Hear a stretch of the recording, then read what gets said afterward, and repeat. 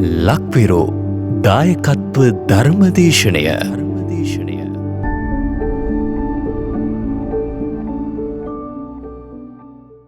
නමස්කාර වේවා බුදුරුවනට සැමදා බුදුහිමි සරණ යමි.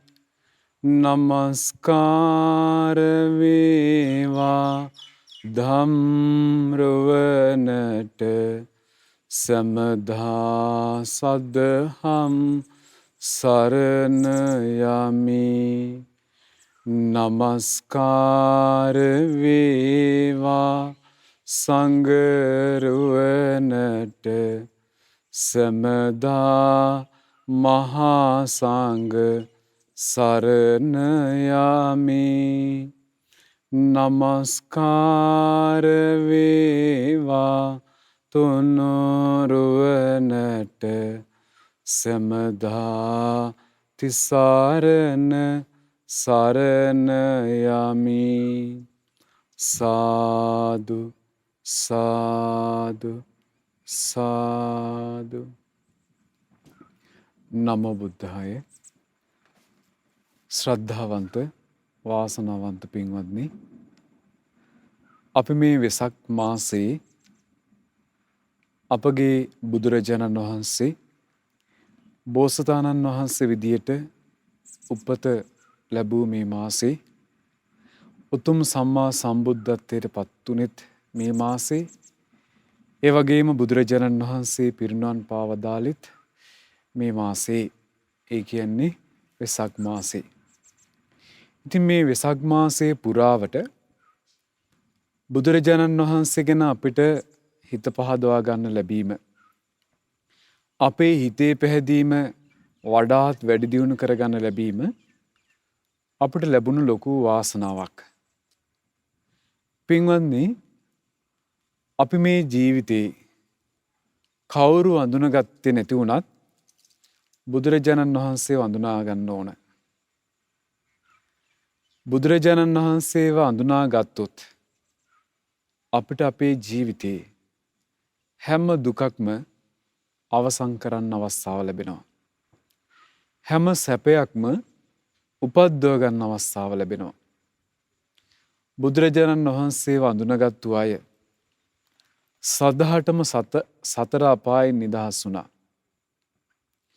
සුගති ලෝකවල ඉපදුනා. මාර්ගඵල අවබෝධයට පත් වුණා. තමන්ගේ ජීවිතයට රැකවරණය සැපේ උදා කරගත්තා. ඉතින් ඒ නිසා අපිට මේ ලෝකේ ගොඩාක් අය අඳුනගන්න ලැබෙනවා. අම්මා, තාත්තා, සහෝදර සහෝදරියෝ, බිරිඳ, ස්වාමියා, දූ දරුවා ආදී අය. ඒ හැමෝම අතර අපිට පුළුවන් නම් බුදුරජාණන් වහන්සේ ගුණ වශයෙන් අඳුනා ගන්න, ඒ ගුණ වශයෙන් අඳුනාගෙන අපේ හිත පහදවා ගන්න, ඒක තමයි අපි මේ ජීවිතේ ලබන ලොකුම වාසනාව, ලොකුම වාග්ය. ඉතින් මේ වෙසක් මාසයේ පුරාවට ඔබට විශේෂ වාසනාවක් ලැබුණා. ඒ තමයි බුදුරජාණන් වහන්සේගේ සම්බුදු නුවණ ගැන බුදුරජාණන් වහන්සේ වදාළ බුද්ධ දේශනා තුළින් ශ්‍රවණය කරන්න ලැබුණා. අදත් ඔබ සූදානම් වෙන්නේ ඒ බුදුරජාණන් වහන්සේගේ සම්බුදු නුවණින් දැකපු ප්‍රතිපදා ගැන ශ්‍රවණය කරන්න. භාග්‍යවත් බුදුරජාණන් වහන්සේ සම්මා සම්බුද්ධත්වයට පත් වෙලා මේ ධර්මය පුරුදු කරන්න පුළුවන් ප්‍රතිපදා 4ක් අපිට දේශනා කළා.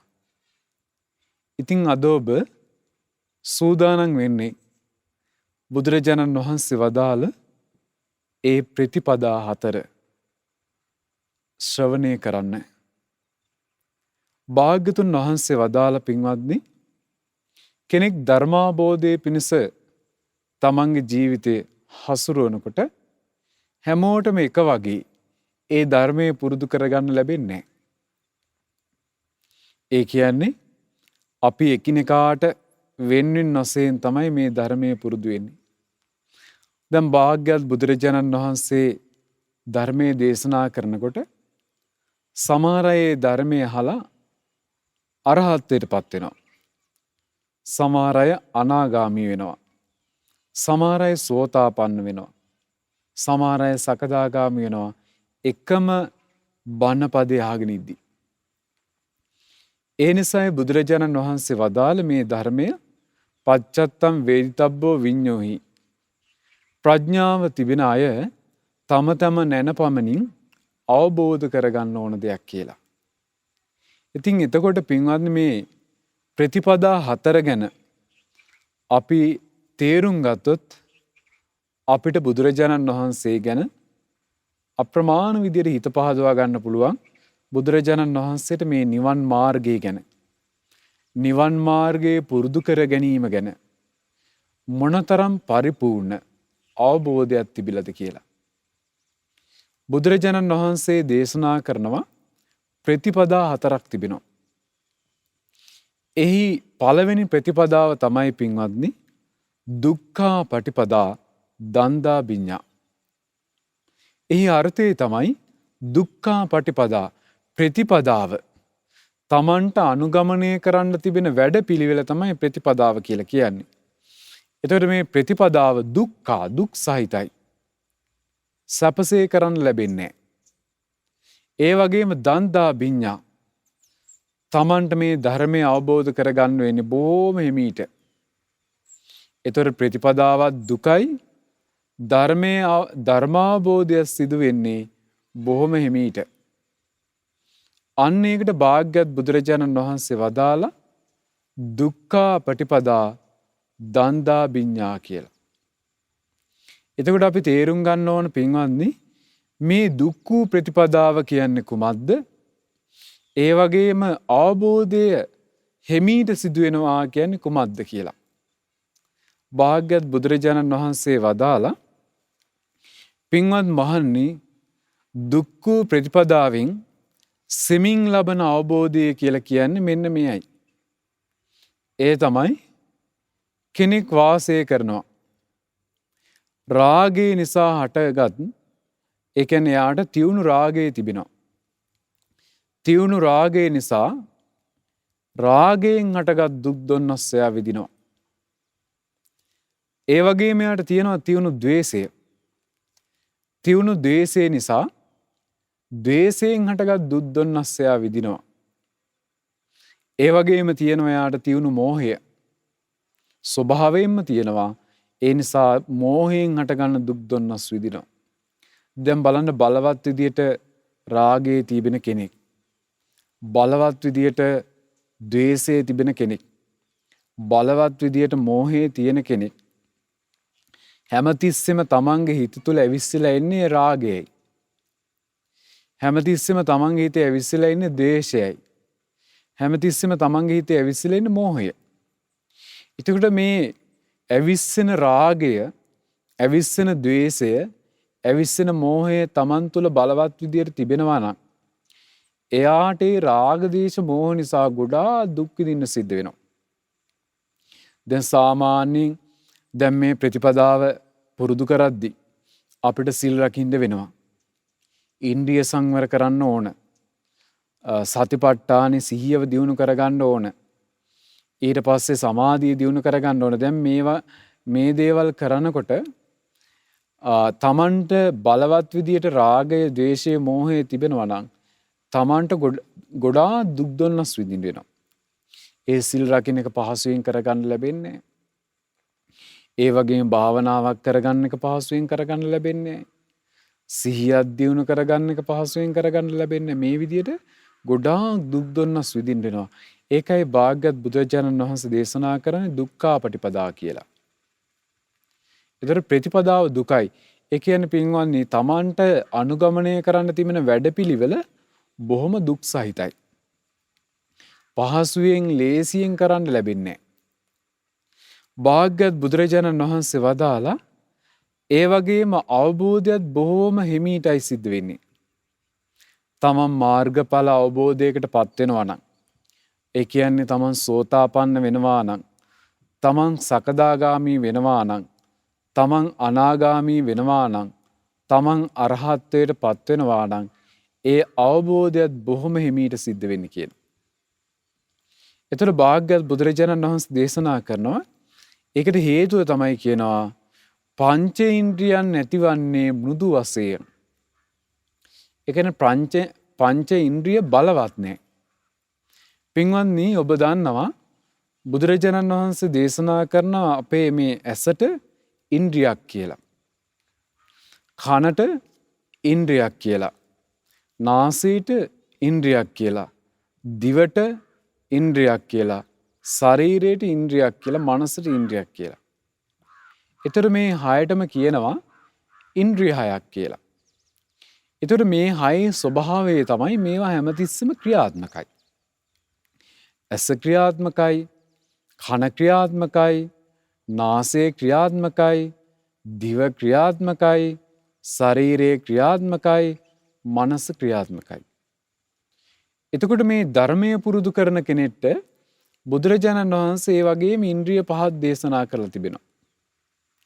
එතකොට ඒ ඉන්ද්‍රිය පහ තුල තිබෙනවා සද්ධා ඉන්ද්‍රිය, වීරිය ඉන්ද්‍රිය, සති ඉන්ද්‍රිය, සමාධි ඉන්ද්‍රිය සහ ප්‍රඥා ඉන්ද්‍රිය. එතකොට සද්ධා ඉන්ද්‍රිය කියලා කියන්නේ බුදුරජාණන් වහන්සේ ගැන තමන්ගේ හිතේ තිබෙන පැහැදීම මේ ඇස වගේ ඉන්ද්‍රියක් විදියට හැමතිස්සෙම ක්‍රියාත්මක වෙනවා. ඒ වගේම මේ අකුසල් දුරු කරගන්න තියෙන වීරිය ඉන්ද්‍රියක් විදියට ක්‍රියාත්මක වෙනවා. ඒ වගේම සතර සතිපට්ඨානෙ පිහිටුවා ගන්න සිහිය ඉන්ද්‍රියක් විදියට ක්‍රියාත්මක වෙනවා. පංච නීවරණ දුරු කරලා සමාධිමත් කරගන්න හිත සමාධිය ඉන්ද්‍රියක් විදියට ක්‍රියාත්මක වෙනවා. ඒ වගේම අනිත්‍ය දුක්ඛ අනාත්ම කියන ත්‍රිලක්ෂණය මෙනෙහි කිරීම, ආර්ය සත්‍ය තේරුම් ගැනීම, ඒ ප්‍රඥාව ඉන්ද්‍රියක් විදියට ක්‍රියාත්මක වෙනවා. භාග්‍යවත් බුදුරජාණන් වහන්සේ වදාලා හැබැයි මේ කෙනාට මේ ඉන්ද්‍රිය ධර්ම තිබෙන්නේ බොහොම මුදු වශයෙන් කියනවා. ඒ කියන්නේ බලවත් විදියට නෑ ශ්‍රද්ධාව. බලවත් විදියට නෑ වීරිය. බලවත් විදියට නෑ සිහිය. බලවත් විදියට නෑ සමාධිය. බලවත් විදියට නෑ ප්‍රඥාව. හැබැයි බලවත් විදියට තියෙනවා යා තුල රාගය.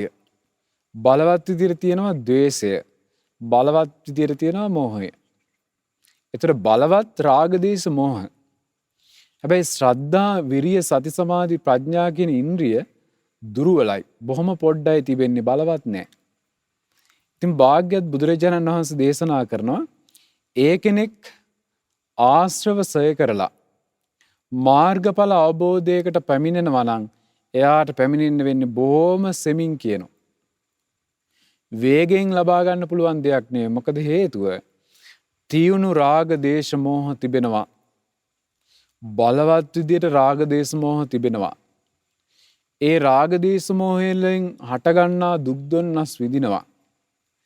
ඒ වගේම එයා තුළ ශ්‍රද්ධාව, විරිය, සති, සමාධි, ප්‍රඥා කියන ඉන්ද්‍රියන් තියෙන්නේ බොහෝම දුර්වල විදියට. බොහොම දුබල විදියට. භාග්‍යවත් බුදුරජාණන් වහන්සේ දේශනා කරනවා එවැනි කෙනෙක් මාර්ගඵල අවබෝධයකට පැමිණෙන්නේ බොහෝම හිමින් කියලා. ඒකට පින්වත්නි කියන්නේ පළවෙනි ප්‍රතිපදාව දුක්ඛා පටිපදා දන්දා විඤ්ඤා කියලා. ඒතර කෙනෙක් මේ ප්‍රතිපදාව තුල භාග්‍යවත් බුදුරජාණන් වහන්සේගේ ධර්මය අවබෝධ කරගන්න තමන්ගේ ජීවිතය පුරුදු කරනවා වෙන්න පුළුවන්. ඉතින් ඒක තියෙන ප්‍රතිපදාවක් විදියට අපි තේරුම් ගන්න ඕන. ඒ වගේම බුදුරජාණන් වහන්සේ වදාලා දෙවෙනි ප්‍රතිපදාව දුක්ඛා පටිපදා කිප්පා විඤ්ඤා. එතකොට ඒකේ ප්‍රතිපදාව තමන් මේ වැඩපිළිවෙල අනුගමනය කරන්න තියෙන තමන්ට බොහොම දුකසේ. ඒකයි දුක්ඛා පටිපදා කියලා කියන්නේ. හැබැයි කිප්පා විඤ්ඤා වේගයෙන් වහා අවබෝධය සිදු වෙනවා. බුදුරජාණන් වහන්සේ දේශනා කරනවා ඒ කෙනාටත් බලවත් විදිහට රාගය තිබෙනවා. බලවත් විදිහට ද්වේෂය තිබෙනවා. බලවත් විදිහට මෝහය තිබෙනවා. ඒ කියන්නේ තියුණු රාගය, ද්වේෂය, මෝහය බලවත් විදිහට තිබෙනවා. එතකොට මේ තමන්ගේ හිතේ රාගය බලවත් නිසා, තමන්ගේ හිතේ ද්වේෂය බලවත් නිසා, තමන්ගේ හිතේ මෝහය බලවත් නිසා තමන්ට ගොඩාක් දුක් දුන්නස් විඳින්න සිද්ධ වෙනවා. භාග්‍යතුන් වහන්සේ දේශනා කරනවා හැබැයි ඒ කෙනාගේ ජීවිතේ බලවත් විදිහට රාගය තිබුණාට, බලවත් විදිහට ද්වේෂය තිබුණාට, බලවත් විදිහට මෝහය තිබුණාට, ඒ බලවත් රාග දේශ මෝහ වලින් දුක් දුන්නස් ඉපදුනාට එයා තුල විශේෂත්වයක් තිබෙනවා. ඒ විශේෂත්වය තමයි ශ්‍රද්ධාව නැමැති ඉන්ද්‍රිය බොහොම බලවත් එයාගේ. දැන් රාගයත් බලවත් විදිහට තියෙනවා. හැබැයි ශ්‍රද්ධාව නැමැති ඉන්ද්‍රියත් බලවත් විදිහට තිබෙනවා. වීරිය නැමැති ඉන්ද්‍රියත් බලවත් විදිහට තිබෙනවා. සිහිය නැමැති ඉන්ද්‍රියත් බලවත් විදිහට තිබෙනවා. සමාධිය නැමැති ඉන්ද්‍රියත් බලවත් විදිහට තිබෙනවා. ප්‍රඥාව නැමැති ඉන්ද්‍රියත් බලවත් විදිහට තිබෙනවා. දැන් බලන්න තියුණු බලවත් විදිහට රාගය තිබෙනවා. බලවත් විදිහට ද්වේෂය තිබෙනවා. බලවත් විදිහට මෝහය තිබෙනවා. හැබැයි ඒ වගේම යා තුළ ශ්‍රද්ධාවත් බලවත් විදිහට තිබෙනවා. වීරිය, සති, සමාධි, ප්‍රඥා කියන ඉන්ද්‍රිය ධර්මයන් බලවත් විදිහට තිබෙනවා. ඒතර භාග්‍යවත් බුදුරජාණන් වහන්සේ වදාලා ඔහුට තිබෙන්නේ දුක්ඛා පටිපදා කිප්පා බිඤ්ඤා. ප්‍රතිපදාව දුක් සහිතයි. සිල් රකින්න යාමේදී, භාවනා කරන්න යාමේදී ඒ හැම දෙයක්ම කරගන්න තියෙන බොහොම දුෂ්කරව. ඇයි රාගය බලවත් යාගේ. ඉතින් ඉන්ද්‍රිය සංවර කිරීමේදී ඒ හැම දෙයක්ම බොහොම දුෂ්කර විදියට කරන්න වෙනවා. මොකද රාගය බලවත් නිසා, ද්වේෂය බලවත් නිසා, මෝහය බලවත් නිසා. හැබැයි එයා තුළ ඒ විදියටම බලවත්ව තිබෙනවා ශ්‍රද්ධා, විරිය, සති, සමාධි, ප්‍රඥා. භාග්‍යවත් බුදුරජාණන් වහන්සේ දේශනා කරනවා ඔහුගේ ඉන්ද්‍රිය බලවත් නිසා, ඉන්ද්‍රිය ධර්මයන් බලවත් නිසා ආශ්‍රව සය කරලා මාර්ගඵල අවබෝධයකට වේගයෙන් පැමිණෙන්න පුළුවන් කියනවා. බුදුරජාණන් වහන්සේ දේශනා කරනවා ඒකට කියන්නේ වහා අවබෝධයට පත් වෙනවා කිප්පා බිඤ්ඤා. හැබැයි ප්‍රතිපදාව දුක් සහිතයි. බුදුරජාණන් වහන්සේ දේශනා කරනවා දැන් මොග්ගල්ලාන මහරහතන් වහන්සේ මේ මාර්ගඵල අවබෝධය ලබුවේ මේ ප්‍රතිපදාවෙන්. දුක්ඛා පටිපදා කිප්පා බිඤ්ඤා. ප්‍රතිපදාව දුක් සහිතුන ඔබ අහලා තියෙනවා භාවනා කරන්න ගියපුවම නිදි කිරාගෙන වැටිලා තියෙනවා මොග්ගල්ලාන මහරහතන් වහන්සේ. එතකොට මේ බලවත් විදිහට ඒ වගේම පීඩාවට පත් වෙලා තිබෙනවා. හැබැයි වහා අවබෝධය සිද්ධ වුණා. ධර්මාවබෝධය වහා සිදු වුණා. ඒකට හේතුව තමයි ශ්‍රද්ධාව බලවත්, වීරිය බලවත්, සිහිය බලවත්, සමාධිය බලවත්, ප්‍රඥාව බලවත්. ඉතින් බුදුරජාණන් වහන්සේ දේශනා කරන පින්වත්නි ඒකට කියන්නේ දුක්ඛා පටිපදා කිප්පා බිඤ්ඤා. ප්‍රතිපදාව දුක් සහිත වුණාට අවබෝධයේ වේගෙන් සිදු වෙනවා කියලා. ඒක තමයි ධර්මාවබෝධ කරගන්න තිබෙන දෙවෙනි ප්‍රතිපදාව. ඒ වගේම බුදුරජාණන් වහන්සේ වදාලා තුන්වෙනි ප්‍රතිපදාව සුඛා පටිපදා දණ්ඩා බිඤ්ඤා. ප්‍රතිපදාව බොහොම සැපයි. හැබැයි අවබෝධය සිදු වෙන්නේ බොහොම හිමීට.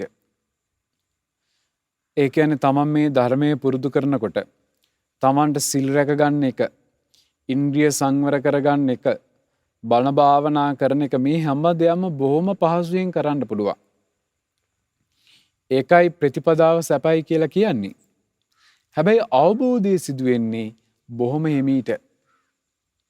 භාග්‍යවත් බුදුරජාණන් වහන්සේ දේශනා කරන එයාට සැප ප්‍රතිපදාවක් තියෙන හේතුව තමයි කියනවා එයාට තියුණු රාගේ නැහැ. බලවත් විදියට රාගේ හිතේ නැහැ. බලවත් විදියට ද්වේෂය හිතේ නැහැ. බලවත් විදියට මෝහය හිතේ නැහැ. එනිසා එයාට රාගය නිසා විඳින දුක් දුන්නස් නැහැ. රාගයෙන් උපදින දුක් දුන්නස් එයා මුහුණ දෙන්නේ නැහැ. ද්වේෂය නිසා විඳින දුක් දුන්නස් නැහැ. මෝහය නිසා විඳින දුක් දුන්නස් නැහැ. ඇයි බලවත් රාග දේශ මොහ නැහැ. ඒතර ඒක නා බොහොම පහසුවෙන් ඉන්ද්‍රිය සංවර කර ගැනීම, සිහිය පිහිටුවා ගැනීම, සමාධිය දියුණු කිරීම මේ හැම දෙයක්ම කරන්න පුළුවන්. ප්‍රතිපදාව සැපසහිතයි. හැබැයි භාග්‍යවත් බුදුරජාණන් වහන්සේ දේශනා කරනවා ඒ වුණාට එයාට පංච ඉන්ද්‍රිය ධර්මයන් ඇති වෙලා තියෙන්නේ බොහෝම මෘදු වශයෙන්. ඒ කියන්නේ ශ්‍රද්ධාව යාට බලවත් විදියට නැහැ. වීරියාට බලවත් විදියට නැහැ. සතිය නැත්නම් සිහියාට බලවත් විදියට නැහැ. සමාධියට බලවත් විදියට නැහැ. ප්‍රඥාව බලවත් විදියට නැහැ.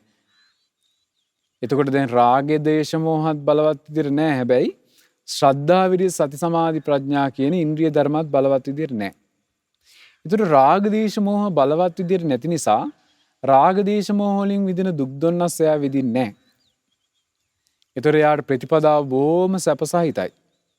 හැබැයි බලවත් විදියට ශ්‍රද්ධා විරිය සති සමාධි ප්‍රඥා නැති නිසා එයාට වෙන්නේ තමන්ට මාර්ගඵල අවබෝධය බොහොම හිමීට සිදුවෙන එකක් බවට පත් වෙනවා. ඉතින් භාග්‍යවත් බුදුරජාණන් වහන්සේ දේශනා කරනවා ඒ ප්‍රතිපදාවට කියන්නේ සුඛා පටිපදා කිප්පා විඤ්ඤා කියලා. ඒ ප්‍රතිපදාවට කියන්නේ සුඛා පටිපදා දන්දා විඤ්ඤා කියලා. ඒතර ප්‍රතිපදාව බොහොම සැපසහිතයි. හැබැයි අවබෝධය ලබන්නේ බොහොම හිමීට. බලන්න පින්වත්නි භාග්‍යවත් බුදුරජාණන් වහන්සේට මේ ප්‍රතිපදා ගැන තියෙන අවබෝධය. දැන් අපි සාමාන්‍ය මේ ධර්මයේ පුරුදු කරනකොට අපි තව කෙනෙක් දිහා බලලා මමත් එහෙම කරන්න ඕන කියලා අපි හිතනවා. තව කෙනෙක් දිහා බලලා ඇයි එයාට පුළුවන් නම් මට බැරි කියලා හිතනවා. අපි එහෙම පුරුදු වෙලා තිබෙනවා. නමුත් බලන්න මෙතන ප්‍රතිපදා හතරක් තිබෙනවා. මේ එක එක පුද්ගලයාගේ ස්වභාවයන් වෙනස්. ඒ පුද්ගලයන්ගේ ඒ පුද්ගල ස්වභාවය වෙනස් නිසා මාර්ගඵල අවබෝධයත් එකිනෙකාට වෙනස් වෙනවා. ඉතින් ඒකයි අපි කවදාවත් හිතන්න හොඳ නැහැ. එයා කරනවා නම් ඇයි මට බැරි? මං කරනවා නම් ඔයාටත් පුළුවන් කියලා අපි කිව්වට හරියන්නේ නැහැ. ප්‍රතිපදා මෙතන හතරක් තිබෙනවා. දැන් බලන්න එතකොට පින්වත්නි අනික තමයි පුද්ගලයේ දිහා බලලා අපිට කියන්නත් බෑ. දැන් බලන්න මේ තුන්වෙනි ප්‍රතිපදාව තුළ තියෙන්නේ ප්‍රතිපදාව සැපයි. හැබැයි අවබෝධය බොහොම හිමීට සිද්ධ වෙන්නේ. දැන් අපිට කෙනෙක් සැප ප්‍රතිපදාවක ධර්මයේ පුරුදු කරනවා පේන්න පුළුවන්. හැබැයි අපිට යාටගේ අවබෝධය හිමීට සිදු වෙනවා පේන්නේ නැහැ. ඉතින් බුදුරජාණන් වහන්සේ වදාලා ඒ තමයි කියනවා තුන්වෙනි ප්‍රතිපදාව. හතරවෙනි ප්‍රතිපදාව බුදුරජාණන් වහන්සේ වදාලා සුඛා පටිපදා කිප්පා විඤ්ඤා. සුඛා පටිපදා ප්‍රතිපදාව බොහොම සැපයි. කිප්පා විඤ්ඤා වහා ලබන අවබෝධය තිබෙනවා. ප්‍රතිපදාව සැපයි කියන්නේ එයාගේ බලවත් විදියට රාගේ නැහැ. බලවත් විදියට ද්වේෂේ නැහැ. බලවත් විදියට මෝහේ නැහැ. තියුණු රාග දේශ මොහ නැහැ. ඒ නිසා රාගයේ බලවත් නැති නිසා, ද්වේෂයේ බලවත් නැති නිසා, මෝහයේ බලවත් නැති නිසා එයා දුක් දුන්නස් විඳින්නේ රාග දේශ මුල් කරගෙන. ඒ වගේම බුදුරජාණන් වහන්සේ වදාලා ස්වභාවයෙන් මෙයා තුළ ඉන්ද්‍රිය ධර්මයන් බලවත් විදියට තිබෙනවා. ශ්‍රද්ධාව බලවත් ඉන්ද්‍රිය ධර්මයක් විදියට තිබෙනවා. වීරිය බලවත් ඉන්ද්‍රිය ධර්මයක් විදියට තියෙනවා. සිහිය බලවත් ඉන්ද්‍රිය ධර්මයක් විදියට තියෙනවා. සමාධිය බලවත් ඉන්ද්‍රිය ධර්මයක් විදියට තිබෙනවා. ප්‍රඥාව බලවත් ඉන්ද්‍රිය ධර්මයක් විදියට තිබෙනවා. එතකොට මේ ඉන්ද්‍රිය ධර්ම බොහොම බලවත්. ඒ වුණාට රාග දේශ මොහ බලවත් නැහැ. එනිසා බුදුරජාණන් වහන්සේ වදාලා සුඛා පටිපදා බලවත් නැති නිසා රාග දේශ මොහ බොහෝම සැපසේ එයාට මේ ප්‍රතිපදාව යන්න පුළුවන්. ඒ වගේම ශ්‍රද්ධා විරිය සති සමාධි ප්‍රඥා කියන ඉන්ද්‍රිය ධර්මයන් බලවත් නිසා ඔහුට වහා අවබෝධය ලබන්න පුළුවන්. එතකොට මේ ප්‍රතිපදාව බොහෝම සැපසහිත ප්‍රතිපදාවක්. ඇයි ප්‍රතිපදාවක් සැපසහිතයි? අවබෝධිත වේගයෙන් සිද්ධ වෙනවා. බුදුරජාණන් වහන්සේ වදාලා ඒ තමයි මාර්ගඵල අවබෝධයකට යන 4 වෙනි ප්‍රතිපදාව. එතකොට පින්වත්නි සාරිපුත්ත මහරහතන් වහන්සේ ඔය 4 වෙනි ප්‍රතිපදාවෙන් තමයි ධර්ම අවබෝධය ලැබී. සුඛා පටිපදා කිප්පා විඤ්ඤා. එතකොට මේ ප්‍රතිපදා 4 තුලම කෙනෙක් මේ මාර්ගඵල අවබෝධයට ළඟා වෙනවා. හැබැයි වෙනසකට තියෙන්නේ කෙනෙක් ඉක්මනට ළඟා වෙනවා, කෙනෙක් හිමිහිට ළඟා වෙනවා. කෙනෙක් දුක් විඳ විඳ ළඟා වෙනවා, කෙනෙක් දුක් විඳින්න නැතුව ළඟා වෙනවා. ඉතින් මේ ප්‍රතිපදා 4 ගැන අපිට යම් අවබෝධයක් නැත්තම් බලන්න අපි හැමතිස්සෙම කල්පනා කරන්නේ මං අහවලා වගේ මමත් කරන්න ඕන. මම වගේ ඔයත් කරන්න ඕනේ එහෙම බෑ. දැන් මේක අපි හොඳට තේරුම් ගනිද්දි තේරෙනවා බුදුරජාණන් වහන්සේ මේක දේශනා කරලා තියෙනවා. එතකොට දැන් වර්තමානයේ වෙනකොට තියෙන තනී කරම මොකද දුක්ඛාපටිපදා දන්තා විඤ්ඤා. බොහෝම දුකසේ තමයි හැමදේම කරගන්න තියෙන්නේ. ඒ වගේම අවබෝධය ලැබීම කියන එකත් බොහෝම හිමීටයි වෙන්නේ. දැන් අපිට තේරෙනවා මිනිස්සුෙකුට යමක් පැහැදිලි කරන්න කොච්චර අමාරුද, තේරුම් ගන්න යමක් කොච්චර අමාරුද කියලා. අන්න ඒ වගේම මේ අවබෝධ කර ගැනීමේ තේරුම් ගැනීමේ හැකියාවත් මිනිස්සුන්ගේ අඩුයි. ඒ වගේම මිනිස්සුන්ට බලවත් විදියට රාග දේශ මොහ තිබෙනවා තියුණු විදියට. එතකොට මේ ප්‍රතිපදාවත් තුළ මාර්ගඵල අවබෝධය ලබන්න යන්න බොහොම දුෂ්කර විදියට තමයි සිද්ධ වෙන්නේ. ඉතින් පින්වත්නි බුදුරජාණන් වහන්සේ වදාලා මේ තමයි කියන ප්‍රතිපදා 4. ඊට පස්සේ භාග්‍යතුන් වහන්සේ වදාලා දුක්ඛාපටිපදා දන්දා විඤ්ඤා මේ දුක් සහිත ප්‍රතිපදාවක් තිබෙන අවබෝධයත් බොහොම හිමීට සිද්ධ වෙන කෙනා තමයි පළවෙනි කෙනා. අන්නේ ඒ කෙනාට තමන්ගේ ජීවිතේ පුරුදු කරගන්න යමක් බුදුරජාණන් වහන්සේ වදාලා. ඒ ප්‍රතිපදාව තුළ ඉන්න කෙනා මෙන්න මේ කරුණු 5 පුරුදු කරගන්න කියනවා. ඒ තමයි කායේ අසුභානුපස්සී. කය අසුභ වශයෙන් දැකීම. ආහාරය පිළිබඳ පිළිකුල් හැඟීම. ආහාරයේ පටික්කුල සංඥාව.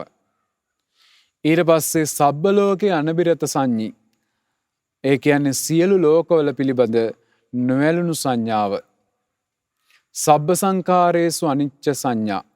සියලු සංස්කාරයන් අනිත්‍ය වශයෙන් දැකීම. ඊට පස්සේ භාග්‍යතුන් වහන්සේ වදාලා මරණානුස්සතිය. එතකොට මෙන්න මේ 5 මනවින් පුරුදු කරලා ඒ 5 තුල තමන්ගේ හිත පිහිටුවා ගන්නවා. දැන් මේ ප්‍රතිපදාව දුක්සහිත කෙනාට කරන්න ඕන දේ තියෙන්නේ. අසුභේ වඩන්න වෙනවා, ආහාරයේ පිළිකුල් සංඥා වඩන්න වෙනවා, සියලු ලෝකයන් කෙරෙහි නොඇලීමේ සංඥා වඩන්න වෙනවා. ඊට පස්සේ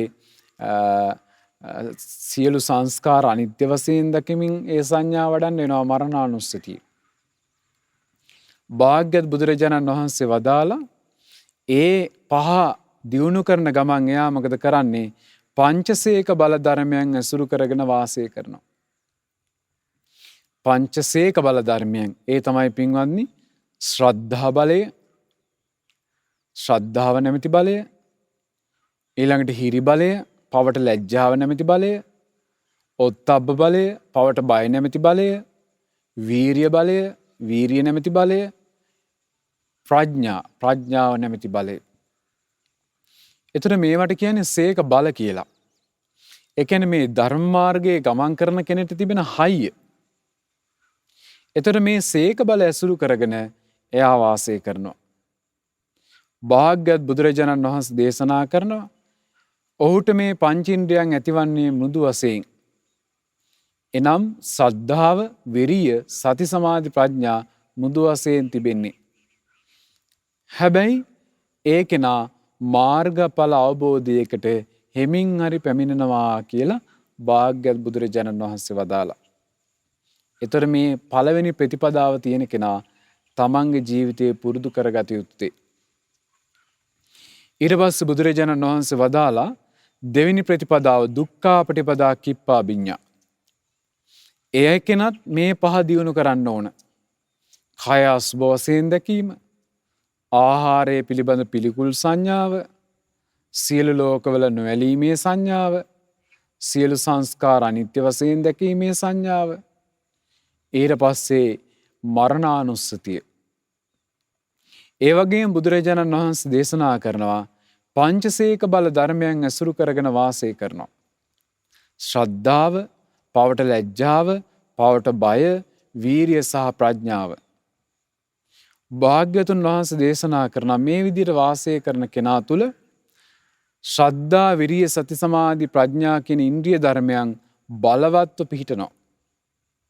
අන්න එයාට අවස්ථාව ලැබෙනවා ආශ්‍රවයන් ක්ෂය කරලා, ආශ්‍රව නැති කරලා මාර්ගඵල අවබෝධයකට පැමිණෙන්න. බුදුරජාණන් වහන්සේ වදාලා ඒ දෙවෙනි ප්‍රතිපදාව.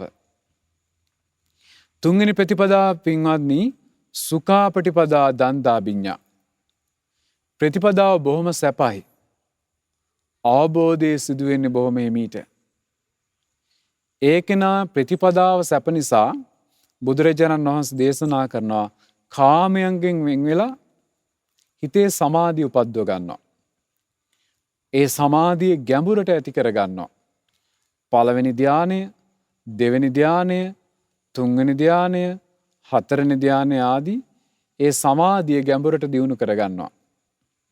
ඊට පස්සේ බුදුරජාණන් වහන්සේ වදාලා මේ විදියට ධාන හතර උපදවාගෙන වාසය කරනවා.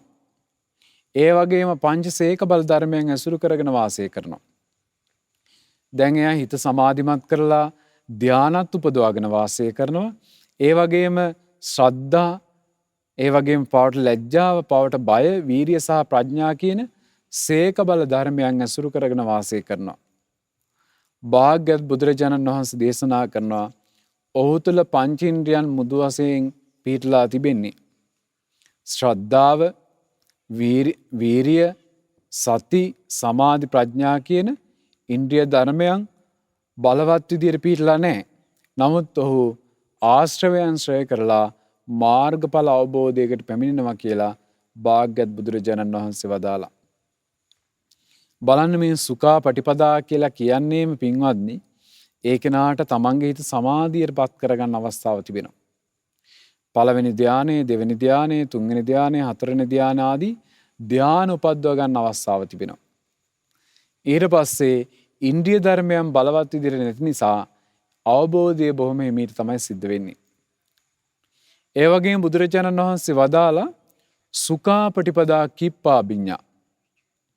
ප්‍රතිපදාව බොහොම සැපයි, අවබෝධයත් වහා සිදු වෙනවා. ඒකෙනත් මොකද කරන්නේ? භාවනා කරලා කාමයන්ගෙන් වෙන් වෙලා පළවෙනි ධානය උපදවාගෙන වාසය කරනවා. දෙවෙනි ධානය උපදවාගෙන වාසය කරනවා. තුන්වෙනි ධානය උපදවාගෙන වාසය කරනවා. හතරවෙනි ධානය උපදවාගෙන වාසය කරනවා. දැන් සමාධි උපදවලා තිබෙන්නේ.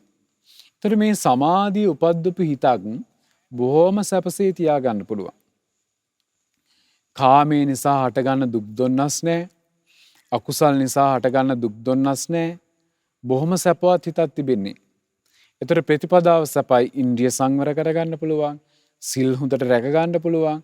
ඒ හැම දෙයක්ම කරගන්න පුළුවන් බොහොම පහසුවෙන්. ඒතර ප්‍රතිපදාව සැපයි. හැබැයි භාග්‍යවත් බුදුරජාණන් වහන්සේ දේශනා කරනවා එයා තුල පංචසේක බල ධර්මයන් අසුරු කරගෙන වාසය කරන නිසා. ඒ කියන්නේ පින්වත්නි ශ්‍රද්ධාව, පවට ලැජ්ජාව, පවට බය සහ වීරිය සහ සමාධිය, වීරිය සහ ප්‍රඥාව, මේ පංචසේක බල ධර්මයන් අසුරු කරගෙන වාසය කරනවා. ඔහු තුල එතකොට අර ඉන්ද්‍රිය ධර්ම පහ බලවත්ව පිහිටනවා. ශ්‍රද්ධාව නැමැති ඉන්ද්‍රිය බලවත්ව පිහිටනවා. වීරිය නැමැති ඉන්ද්‍රිය බලවත්ව පිහිටනවා. සිහිය නැමැති ඉන්ද්‍රිය බලවත්ව පිහිටනවා. සමාධිය නැමැති ඉන්ද්‍රිය බලවත්ව පිහිටනවා. ප්‍රඥාව නැමැති ඉන්ද්‍රිය බලවත්ව පිහිටනවා. එතකොට මේ ඉන්දියන් ධර්ම පහත් බලවත්ව පිහිටලා තිබෙන්නේ. එතකොට භාග්‍යවත් බුදුරජාණන් වහන්සේ දේශනා කරනවා ඔහු සුඛා පටිපදා කිප්පාබිඤ්ඤා. ප්‍රතිපදාවත් බොහොම සැපයි අවබෝධයත් වහා සිදු වෙනවා කියලා. දැන් එතකොට බලන්න සාරිපුත්ත මහරහතන් වහන්සේ මේ අවසාන ප්‍රතිපදාවෙන් තමයි මාර්ගඵල අවබෝධයකට පත් වුණේ. ඉතින් මේ තමයි පින්වත්නි බුදුරජාණන් වහන්සේගේ සම්බුදු නුවණ. එතකොට මේ සම්බුදු නුවණින් මේ ප්‍රතිපදා 4 අවබෝධ කළා. ඒ ප්‍රතිපදා 4 තුලට මේ ධර්ම මාර්ගයේ ගමන් කරන හැමෝම බෙදෙනවා. බෙදෙනවා කියන්නේ එක්ක අපි දුක්ඛ ප්‍රතිපදාවෙන් හිමින් ලබන අවබෝධය තියෙන කෙනෙක්. එහෙම නැත්නම් අපි දුක්ඛ ප්‍රතිපදාවෙන් වහා අවබෝධය ලබන කෙනෙක්. එහෙම නැත්නම් අපි සැප ප්‍රතිපදාවෙන් හිමින් අවබෝධය ලබන කෙනෙක්. එහෙම නැත්නම් අපි සැප ප්‍රතිපදාවෙන් වහා අවබෝධය ලබන කෙනෙක් බවට පත් වෙනවා. එතකොට අපිට තේරෙනවා භාග්‍යවත් බුදුරජාණන් වහන්සේ මේ ලෝකේ පහළ වෙලා ධර්ම දේශනා කරද්දී ඒ කාලේ මිනිස් ලෝකේ ඉපදුණු අය ඇත්තටම ගොඩාක් අය සුඛා පටිපදා කිප්පාබිඤ්ඤා ප්‍රතිපදාවත් සැපසේ අවබෝධයත් වහා ලැබුවා. ඒ වගේම තව පිරිස සිටියා දුක්ඛා පටිපදා කිප්පාබිඤ්ඤා අවබෝධය වහා ලැබුවා ප්‍රතිපදාව දුක් සහිත උනත්. එතකොට වර්තමානයේ වෙනකොට පින්වත්නි අපිට පේනවා ප්‍රතිපදාව දුක් සහිත වෙලා තියෙනවා අවබෝධයත් බොහොම හිමිට තමයි සිද්ධ වෙන්නේ. ඉතින් මේක අපි හොඳට තේරුම් ගත්තොත් අපිට අවස්ථාව ලැබෙනවා අපි මේ ධර්ම මාර්ගයේ ගමන් කරනකොට අපේ ජීවිතයේ තිබෙන්නේ මොන ප්‍රතිපදාවද කියලා තේරුම් ගන්න. එහෙම තේරුම් අරගෙන මේ ධර්ම මාර්ගයේ ඉදිරියට ගමන් කරන්න. එහෙම තේරුම් ගත්තේ නැත්නම් ගොඩාක් අයට සිදුවන්නේ එක්ක තමන් ගැනම තමන් කලකිරලා තමන් පස්සට යනවා. මට නම් මේක කරන්න බෑ. මට නම් මේක කරන්න විදියක් නෑ කියලා තමන් ගැනම හිතන්න පටන් ගන්නවා. නැත්තම් තමන් අනුන් දිහා බලලා ඒ අය නම් මෙහෙම කරනවා ඒ අයට මෙහෙම ප්‍රශ්න නෑ මට තමයි මෙහෙම ප්‍රශ්න කියලා එහෙම නැත්තම් ඒ විදියට පසුබහිනවා. එහෙම නැත්තම් තමන්ට ඒ ಗುಣධර්ම පිළිටනවා නම් තමන් අනිත් අයට කියනවා මම වගේ ඔයාලත් කරන්න කියලා. එහෙම කරන්න බෑ. ඉතින් ඒ නිසා පින්වත්නි මේක අපි හොඳට තේරුම් ගන්න ඕන මේ අසිරිමත් සම්බුදු නුවණ ගැන. ඉතින් මේ අවබෝධය බුදුරජාණන් වහන්සේ සම්මා සම්බුද්ධත්වයට පත් වෙනකොට ඒ වෙසක් පුන් පොහොය දවසේදී ලබා ගත්තා. ඒ අවබෝධය ලබාගෙන උන්වහන්සේ තමන්ගේ ශ්‍රාවකයන්ට ඒ අවබෝධය ලබා දුන්නා. එතකොට අපි සියලු දෙනා මේ බුදුරජාණන් වහන්සේව තමයි සරණ ගියේ. ඒ බුදුරජාණන් වහන්සේ ගැන තමයි මේ හිත පහදවා ගන්න උත්සාහ ගන්නෙ. ඒ බුදුරජාණන් වහන්සේව තමයි අපි අඳුනා ගන්න උත්සාහ ගන්නෙ. ඉතින් ඒ නිසා පින්වත්නි මේ හිතේ පැහැදීම බුදුරජාණන් වහන්සේ ගැන ඇතිවීම ගොඩාක් වටිනවා. මම ඔබට මුලින්ම සඳහන් කළා වගේ අපි කවුරු අඳුනාගත්තේ නැතත් බුදුරජාණන් වහන්සේ අඳුන ගන්න ඕන බුදු කෙනෙක් විදියට. එක තැනක එක සිද්ධියක් තිබෙනවා. ඒ තමයි පින්වත්නි මේ ද්‍රෝණ කියලා බ්‍රාහ්මණෙක් මහා මාර්ගයේ ගමන් කරන්න පටන් ගත්තා. ඇවිදගෙන යනවා. ඒ පාරේ ඒ ද්‍රෝණ බ්‍රාහ්මණයට කලින් තව කෙනෙක් ඇවිදගෙන ගිහිල්ලා. ඒ අපගේ සම්මා සම්බුදුරජාණන් වහන්සේ. සාමාන්‍යයෙන් බුදුරජාණන් වහන්සේ වඩිනකොට පියසටහන් පාරේ තිබුණත් ඒ සලකුණු ඒවා මැකී යනවා. අන් අයට පෑගෙන නිසා. නමුත් මේ පියසටහන් මැකුණේ නැහැ. ඒතර බුදුරජාණන් වහන්සේ වඩින පාරේම ද්‍රෝණ කියලා බ්‍රාහ්මණයෙක් පිටිපස්සෙන් එනවා. දැන් ඔහු දැක්ක මේ පා සටහන් තිබෙනවා. කවදාවත් තමන්ගේ ජීවිතේ තමන් දැකලා නැති පා සටහනක් මේ පාරේ තිබෙනවා දැක්කා. ඔහු තේරුම් ගත්තා මේ කෙනා නම් විශ්මිත කෙනෙක්. මේ කෙනා නම් මහ පුදුම කෙනෙක් හොයා ගන්න ඕන කියලා ඉක්මනට මේ පාර දිගේ ඉස්සරහට ආවා. භාග්‍යවත් බුදුරජාණන් වහන්සේ මේ මහා පාරෙන් අයින් වෙලා ගහක් මුල භාවන ඉරියව්වෙන් වැඩ හිටියා. ඉතින් මෙයා ඉස්සරහට එනකොට දැක්කා ගහක් යට වැඩ ඉන්න බුදුරජාණන් වහන්සේ. දැකලා ඉක්මනට ඇවිල්ලා ප්‍රශ්න කීපයක් අහනවා. එයාට දැන් හිතා ගන්න බෑ මේ කවුද කියන එක. මේ වැඩේ ඉන්නේ කවුද? මේ ගහමුල ඉන්නේ කවුද? මේ පියසටහන් කාගේද? ප්‍රශ්න ගොඩයි. ඊට පස්සේ මේ බ්‍රාහ්මණය අහනවා ස්වාමීනි ඔබ වහන්සේ කවුද? අහනවා ඔබ වහන්සේ මිනිස්සෙක්ද? බුදුරජාණන් වහන්සේ වදාලා නෑ මිනිස්සෙක් නෙවෙයි. ඔබ වහන්සේ දෙවි කෙනෙක්ද? බුදුරජාණන් වහන්සේ වදාලා දෙවි කෙනෙකුත් නෙවෙයි. ඔබ වහන්සේ ගාන්ධර්වයෙක්ද? බුදුරජාණන් වහන්සේ වදාලා ගාන්ධර්වෙක් නෙවෙයි. ඔබ වහන්සේ යක්ෂයෙක්ද? බුදුරජාණන් වහන්සේ වදාලා නෑ යක්ෂයෙක් නෙවෙයි. ඔබ වහන්සේ ගාන්ධර්වයෙකුත් නෙවෙයි නම්, දෙවි කෙනෙකුත් නෙවෙයි නම්, යක්ෂයෙකුත් නෙවෙයි නම්, මිනිස්සෙකුත් නෙවෙයි නම් ඇත්තටම ඔබ වහන්සේ කවුද කියලා ඒ බ්‍රාහ්මණය ඇහුවා. බුදුරජාණන් වහන්සේ හරි ලස්සන උත්තරයක් දුන්නා. බ්‍රාහ්මණය යම් කෙලෙස් නිසා යම් කෙනෙක් දෙවි කෙනෙක් වෙලා උපදිනවද ඒ කෙලෙස් මට නෑ. එනිසා මං දෙවි කෙනෙක් නොවෙයි. යම් ක්ලේශයකින් යම් කෙනෙක් මිනිස්සෙක් වෙලා උපදිනවද ඒ කෙලෙස් මට නෑ. එනිසා මම මිනිස්සෙක් නෙවෙයි. යම් ක්ලේශයකින් යම් කෙනෙක් ගාන්ධර්වයෙක් වෙලා උපදිනවද ඒ කෙලෙස් මට නෑ. එනිසා මං ගාන්ධර්වයෙක් නෙවෙයි. යම් ක්ලේශයකින් යම් කෙනෙක් යක්ෂයෙක් වෙලා උපදිනවද ඒ කෙලෙස් මට නෑ. එනිසා මං යක්ෂයෙකුත් නෙවෙයි.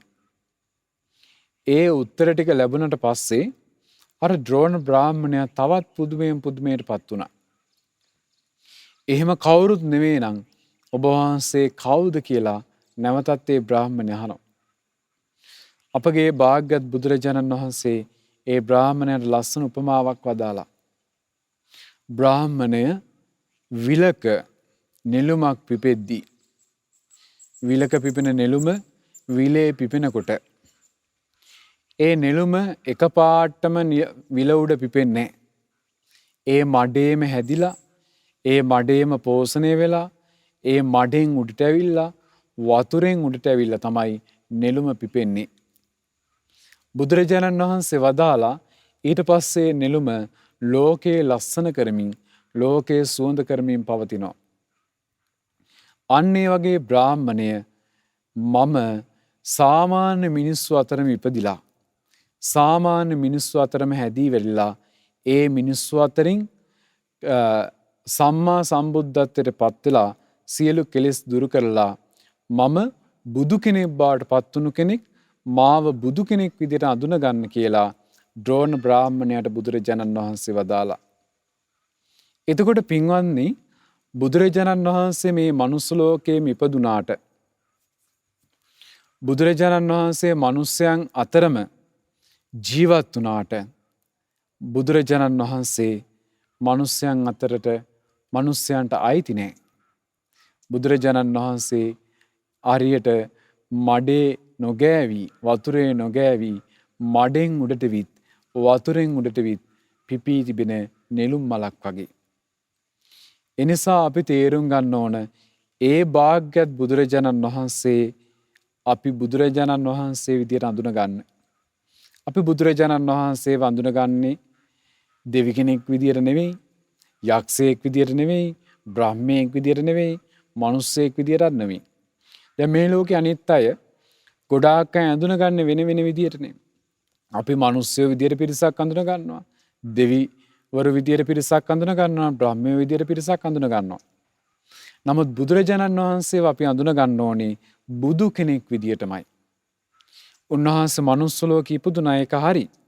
මනුස්ස අම්මා තාත්තා කෙනෙක් හිටියා ඒකත් හරි. මනුස්ස ලෝකයේ දේවල් කෑවබීවා ඒකත් හරි. හැබැයි බුදුරජාණන් වහන්සේ කියලා කියන්නේ බුදු කෙනෙක් සම්මා සම්බුදුරජාණන් වහන්සේ නමයි. අන්නේ සම්මා සම්බුදුරජාණන් වහන්සේගේ ඒ සම්බුදු නුවණ අපි තේරුම් අරගෙන බුදුරජාණන් වහන්සේ ගැන අපේ හිතේ ඇති කරගන්න පැහැදීම පින්වත්නි අපේ ජීවිතයේ සපවත් කරන දෙයක් බවට පත් වෙනවා. අපේ ජීවිතයට රැකවරණය උපද්දන දෙයක් බවට පත් වෙනවා. අපේ ජීවිතය ආරස්සා කරන දෙයක් බවට පත් වෙනවා. ඉතින් ඒ පැහැදීම උපද්දව ගන්නයි අපි මේ ධර්මයේ ශ්‍රවණය කළේ. මේ වෙසක් මාසයේ පුරාවට බුදුරජාණන් වහන්සේගේ සම්බුදු ගුණ මෙනෙහි කළේ, ශ්‍රවණය කළේ. ඒ හිතේ පැහැදීම බුදුරජාණන් වහන්සේ ගැන ඇති වුණා නම් ඒ පැහැදීම අපිට ලොකු ආරස්සාවක් අපේ ජීවිතයේ සලසලා දෙනවා. ඉතින් ඒ නිසා මේ පින්වතුන් සියලු දෙනාට මේ ශ්‍රවණය කරපු ධර්මයේ බුදුරජාණන් වහන්සේ සම්බුදු නුවණින් දුටු ප්‍රතිපදා 4 ඔබ ශ්‍රවණය කළේ.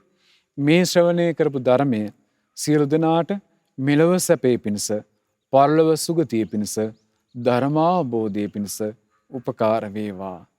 සාදු සාදු සාදු.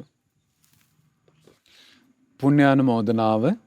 අද දින ධර්ම දේශනාව සඳහා අනුග්‍රහය දරන්නේ ඊරිය ගහදොළ බටපොළ යන ලිපිනයේ පදිංචි පින්වත් මල්යාවඩ නමුනාවතී මහත්මිය විසින්. ප්‍රධාන අරමුණ බවට පත්වී තිබෙන්නේ මිය පරලොව ගිය මල්යාවඩ නන්දිසේන පියාණන්ට ටීඑන් ලිලීනෝනා මෑණියන්ට පුණ්‍ය අනුමෝදනා කිරීමත්, එම්.ඊ. ටයිටස් ස්වාමි පුරුෂයාටද සෝමරත්න අලහකෝන් මස්සිනාටද ධනවතී වැදිගේ යන අයට පුණ්‍ය අනුමෝදනා කිරීමත්. මේ ධර්ම දේශනාවෙන් රැස් වූ සෑම සියලු පුණ්‍ය ධර්මයන්ම පළමු කොට අනුමෝදන් කරමු. සියලු දෙවියන්ට සියලු දෙවිවරු මේ පින් සතුටින් අනුමෝදන් වේවා. සැපයෙන් සැපයටපත් වේවා. සාදු සාදු සාදු. ඒ වගේ මේ පින්වතුන් නමින් මිය පරලොව ගිය සියලු මළගිය ඥාතීන්ටත් විශේෂයෙන්ම අපවත් වී වදාළ පූජ්‍ය බටපොළ ධම්මාවාස ස්වාමින් වහන්සේ ඇතුළු සියලු දෙනා නමින් මිය පරලොව ගිය සියලු මළගිය ඥාතීන් මේ පින් අනුමෝදන් වේවා. ඒ සියලු දෙනාගේ පරලොව ජීවිතයේ සපවත් වේවා. සසර දුකින් අත් මිදේවා. සාදු සාදු සාදු. සුජීවත්ව සිටින එම්.ඩබ්ලිව් නමනාවතී මහත්මියට, එම්.ඊ. ජගත් චන්දසිරි ලොකු පුතා ඇතුළු පවුලේ සියලු දෙනාට, එම්.ඊ. දුසාන්ත චන්ද්‍රා පොඩි පුතා ඇතුළු පවුලේ සියලු දෙනාට නිදුක් නිරෝගී සුවපත් භාවය ප්‍රාර්ථනා කරනවා. ගුරුදේවෝත්තම පින්වත් ලොකු ස්වාමින් වහන්සේ ප්‍රදාන සියලු පින්වත් ස්වාමින් වහන්සේලාටත්, අනගාരികා මෑණියන් වහන්සේලාටත්, පැවිදි අපේක්ෂක දූපුතුන්ටත්, ශ්‍රද්ධා කාර්ය මණ්ඩලයේ සියලු දෙනාටත්, ශ්‍රද්ධා මාසික ධර්ම දාන සමාජිකින් සියලු දෙනාටත්, ධර්මයේ ශ්‍රවණය කළ ඔබ සියලු දෙනාටත් මේ පින් අනුමෝදන් වේවා. නිදුක් නිරෝගී සුවපත් භාවයේ චිරජීවනයේ සැලසේවා. ගෞතම බුදුසුනේ ධර්මාවබෝධයේ පිණිස මේ පින් උපකාර වේවා. සාදු සාදු සාදු. සියලු දෙනාටම තෙරුවන් සරණයි. නමෝ බුද්ධාය. ලක්විරෝ දායකත්ව ධර්මදේශනය